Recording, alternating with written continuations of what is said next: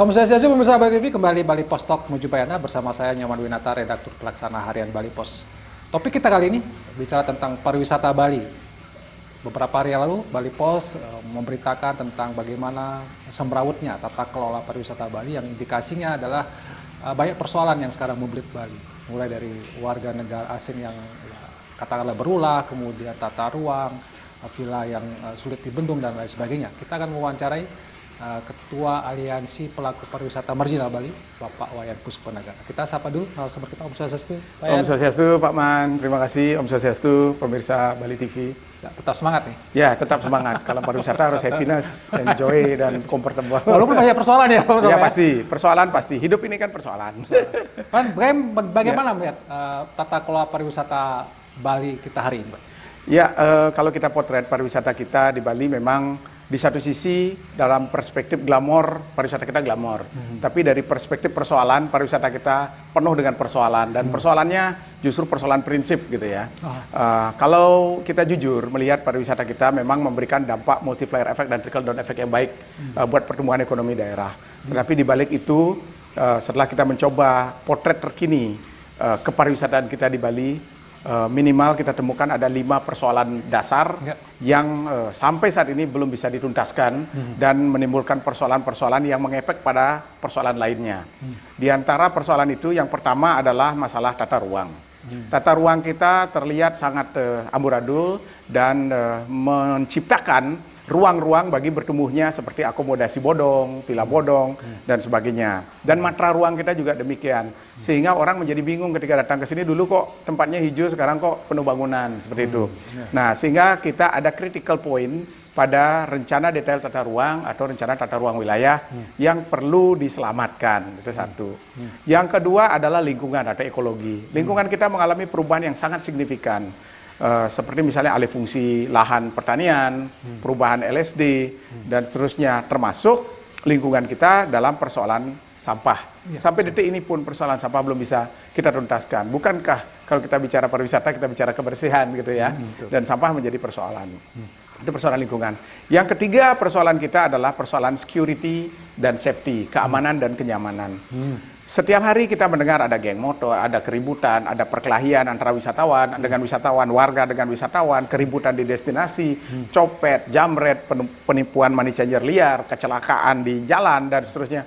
Ini merupakan persoalan-persoalan dari sektor keamanan dan kenyamanan yang harus segera kita antisipasi. Ini baru ketiga. Yang keempat adalah persoalan behavior, perilaku. Perilaku kita sebagai warga Bali dan masyarakat yang menjadi perkuatan destinasi ini sejatinya harus terus diberikan pembinaan berkaitan dengan kemampuan kita sebagai host dalam menerima wisatawan baik mancanegara maupun domestik, karena ini menyangkut sektor servis gitu. Servis kita yang semakin menurun atau behavior kita yang semakin menurun, ini akan menjadi daya reduksi daripada kemajuan kepariwisataan kita. Kemudian yang kelima, persoalan mendasar kita adalah infrastruktur. Infrastruktur kita ini juga mengalami persoalan yang sangat mendasar. Yang pertama adalah infrastruktur di atas tanah ya. Kalau kita melihat jalan, jembatan, aksesibilitas, kemudian shortcut dan seterusnya, ini masih tidak cukup sebanding dengan pertumbuhan ekonomi, pertumbuhan penduduk, dan pertumbuhan jumlah kunjungan wisatawan, serta pertumbuhan jumlah kendaraan. Akibatnya macet di mana-mana, kemudian juga terjadi sering keributan di jalan raya karena hanya persoalan senggol menyenggol, bahkan antara bule dengan lokal dengan bule dan seterusnya. Ini harus segera ditangani. Nah, persoalan infrastruktur ini yang di bawah tanah. Terus yang di atas, itu kita lihat kalau kita jalan-jalan ke destinasi di mana saja di wilayah Bali, ya kalau kita main foto di jalanan pasti di atas kita banyak jaring laba-laba. Jadi ada kabel bercucu, tiang beranak. Nah, ini yang perlu harus segera mendapat penanganan kalau kita mau sustain pariwisata kita bisa berkelanjutan, destinasi kita bisa bertumbuh seperti dengan destinasi-destinasi di negara lain, mereka memperkuat infrastruktur menuju world class infrastructure. Kalau kita masih traditional class infrastructure gitu ya. Nah, itu minimal 5 persoalan itu. Nah, tentu kita tidak hanya mengungkap potret persoalannya seperti itu. Terus solusinya apa? Kan itu sekarang. Kalau kita misalnya melihat apa penyebabnya, ini kan persoalan yang lama sebenarnya Pak ya. Artinya infrastruktur, kemudian lingkungan, tata ruang, kita kan sudah sering menyampaikan, kenapa ini bisa tidak tertangani dengan baik gitu? Apa menjadi penyebab? Yang jelas, yang pertama kita harus bicara secara whole ya, secara general. Bahwa negara di bawah pemerintah pusat ada pemerintah daerah. Pemerintah daerah itu memiliki kekuasaan yang namanya kebijakan publik dan keputusan politik. Jadi biar tidak salah, kebijakan publik dan keputusan politik ini sangat menentukan perjalanan apapun itu dalam kehidupan Hippolexos Budankam, termasuk pariwisata di dalamnya. Jika kebijakan publik dan keputusan politiknya mengalami deviasi yang besar, disitulah persoalan akan semakin bertumbuh.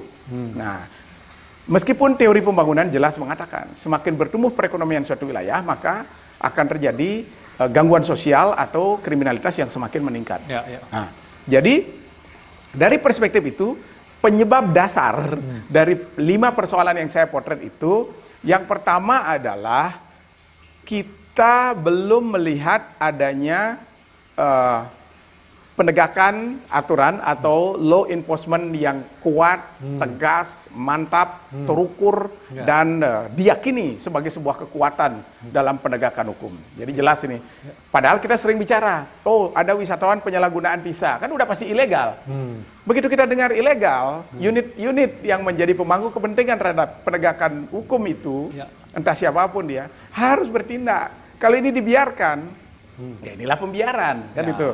Nah itu, pertama law enforcement. Yang kedua, itu kan pembangunan partisipatif masyarakat dalam menegakkan norma, norma adat, norma budaya, dan norma-norma yang kita yakini kebenarannya. Ya, ini perlu peran serta dan partisipasi aktif masyarakat. Nah, oleh karena itu, ini harus didorong bagaimana membangun masyarakat secara non-fisik agar berpartisipasi aktif dalam menjaga keamanan, kenyamanan, destinasi, dan segala yang berkaitan dengan pembangunan itu sendiri. Nah, kemudian yang ketiga, unit-unit yang menjadi pemangku kepentingan dari persoalan. Persoalan tadi kan jelas. Satu, tata ruang misalnya. Ya, kita punya DPM PTSP, kita punya ya pemerintah dalam ini, kalau di daerah bupati, kalau di atasnya gubernur, yang memiliki kemampuan eksekutor, menjadi eksekutor akan hal itu. Mereka punya unit-unit, ada polisi pamong prajanya, dan inilah yang harus ditegakkan. Begitu dinyatakan tidak sesuai aturan, ya dilakukan pendekatan ya untuk masyarakat ya, karena pemerintah sifatnya pengayoman, ya dilakukan approachment, kemudian pendekatan dan pembinaan, karena itulah fungsi pemerintah yang sesungguhnya. Kemudian yang kedua tentang terjadinya ancaman keamanan. Ya, kita sering melihat ada jamret, copet dan seterusnya di destinasi terutama ya. Kalau dulu kita kan memiliki sebelum pandemi Covid kita ada polisi pariwisata. Ya, atau tourism police, dan juga ada honorary police. Dua-dua ini menjadi penting di destinasi karena kehadiran mereka yang lebih eksklusif dari polisi biasa. Jadi polisi turis polisi ini kan dia pakai dasi, naik kuda, pakai kendaraan ATV, kemudian bersepeda keliling. Hadir dia di destinasi. Kehadiran unit-unit keamanan yang terkait langsung dengan kepariwisataan ini akan memberikan semacam daya antisipatif kepada wisatawan itu sendiri, termasuk masyarakat. Masyarakat merasa nyaman, wisatawan pun merasa oh ada petugas keamanan di sekitar kita. Kalau sekarang kan ada Satpol PP pariwisata. Gimana tuh? Pol PP pariwisata kita juga belum melihat secara presisi gitu ya. Apa yang dilakukan? Apa manfaatnya? Kita efektif tidak gitu ya? Belum terlihat secara efektif.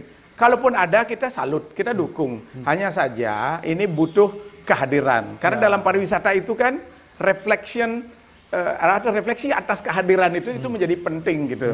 Seperti kehadiran tourism police ini. Yang saya secara pribadi ingin mendorong agar kepolisian daerah Bali segera kembali mengaktifkan tourism police dan honorary police gitu. Kalau honorary police itu yang orang asing atau gimana? Honorary police adalah sudah pasti biasanya orang asing yang memiliki kecakapan sebagai polisi, atau dia adalah mantan polisi, atau dia polisi aktif di luar negeri, kemudian ketika dia di sini, karena dia kan sekarang kita ada golden visa yang 10 tahun itu, mereka bisa di sini dengan menggunakan kita satu kitab, mereka kita ajak sebagai honorary police, Karena mereka memiliki kultur yang sama dengan wisatawan. Wisatawan. Pertama masalah komunikasi, kemudian masalah budayanya, sehingga lebih mudah. Dia hadir saja ini justru akan membuat wisatawan itu enggan dan segan melakukan hal-hal yang tidak diinginkan. Nah, itu dua ini saya berharap tourism police dan honorary police segera diaktifkan kembali.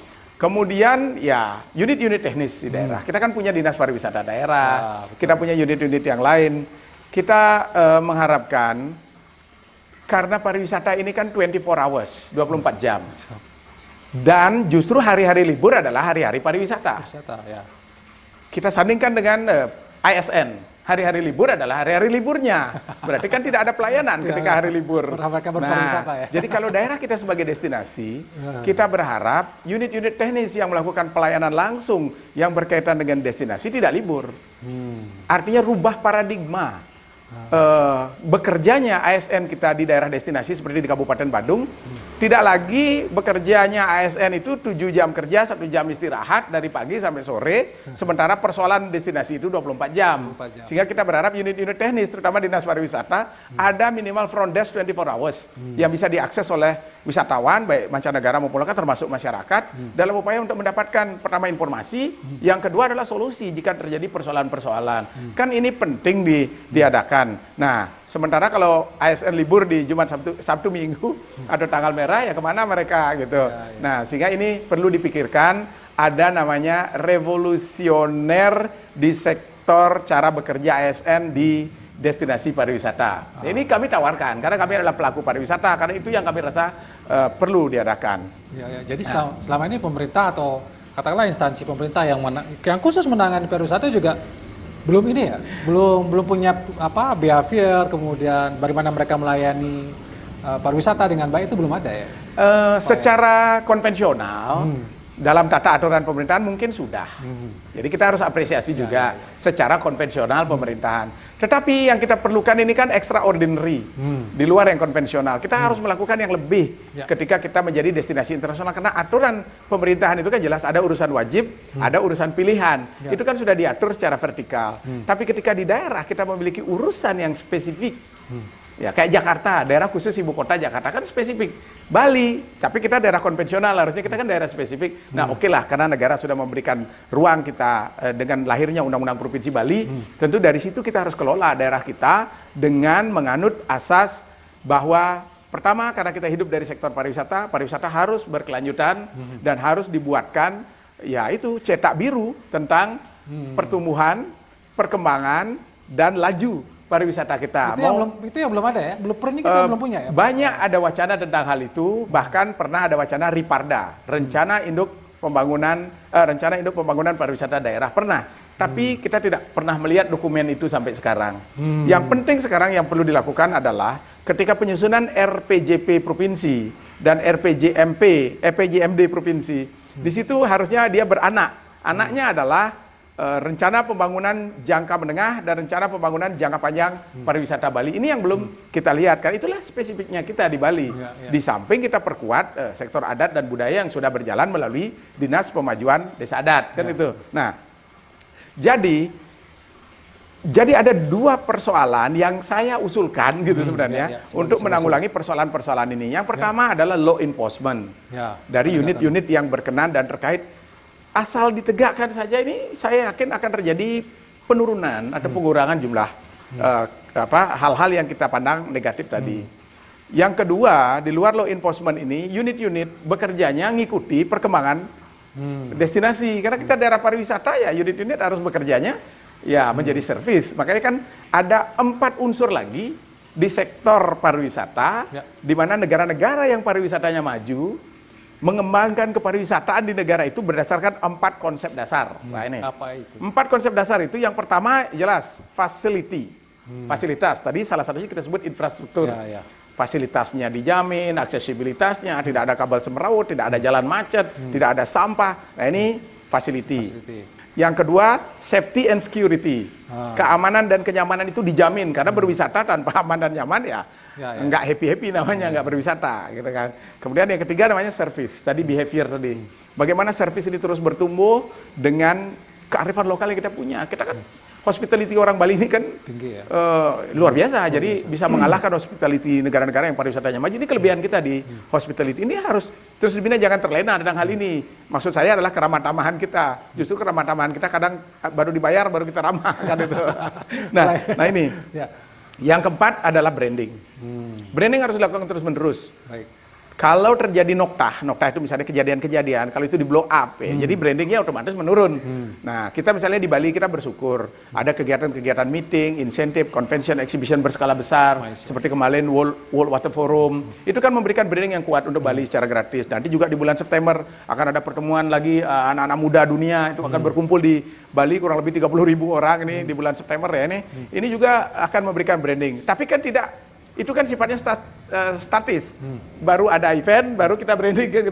Branding ini harus terus berjalan secara stabil, periodik dan berkelanjutan dengan cara yaitu tunjukkan kebersihan kita, tunjukkan keamanan dan kenyamanan kita, tunjukkan hospitality kita yang baik, tunjukkan infrastruktur kita meningkat. Kan itu tamu-tamu tidak jatuh di got, tidak masuk dalam trotoar, tidak terseliwer lehernya kena kabel di jalanan. Tunjukkan itu sehingga destinasi kita bisa berkelanjutan. Destinasi kita bertumbuh dengan pengelolaan profesional destinasi, infrastrukturnya naik, keamanannya terjaga, kemudian lingkungannya menjadi bersih. Itulah yang dikenal dengan nama Sustainable Development of Tourism. Jadi destinasi yang berkelanjutan. Nah, jika itu bisa dilakukan, saya berkeyakinan pariwisata kita akan tetap berkembang dengan baik. Hanya saja dengan persoalan-persoalan 5 persoalan yang saya potret ini menjadi persoalan klasik. Karena tidak bisa dientaskan sampai sekarang, yang harusnya pemerintah sebagai pengayom yang memiliki 2 tangan besar, yakni pertama memberikan kebijakan publik dan memberikan keputusan politik. Nah ini yang harus segera dilakukan. Sehingga secara whole general untuk kondisi-kondisi persoalan yang kita alami di sektor pariwisata 5 yang saya potret tadi, ada 3 solusi yang kita tawarkan kepada pemerintah. Yang pertama adalah law enforcement, penegakan aturan yang seketat-ketatnya. Kemudian yang kedua adalah pembinaan perilaku atau behaviors. Yang ketiga adalah memperkuat diri kita ke dalam, artinya introspeksi tentang sarana dan prasarana kita, termasuk perilaku masyarakat kita. Baik, terima kasih Pak Wayan Puspanegara. Ya, luar biasa sudah mengupas gitu ya, mulai dari persoalannya apa, penyebabnya apa, sampai solusinya sudah diberikan oleh Pak Puspanegara. Tentu ini menjadi concern kita bersama, karena kita ingin pariwisata kita berkelanjutan, kembali tidak punya apa-apa selain pariwisata, tapi peliharalah pariwisata itu dengan baik, dengan solusi-solusi yang sudah ditawarkan tadi oleh Pak Puspanegara. Demikian Bali Post Talk kali ini, saya ucapkan terima kasih atas perhatiannya. Saya tutup dengan Om Santi. Om Santi. Santi. Terima kasih, sampai jumpa.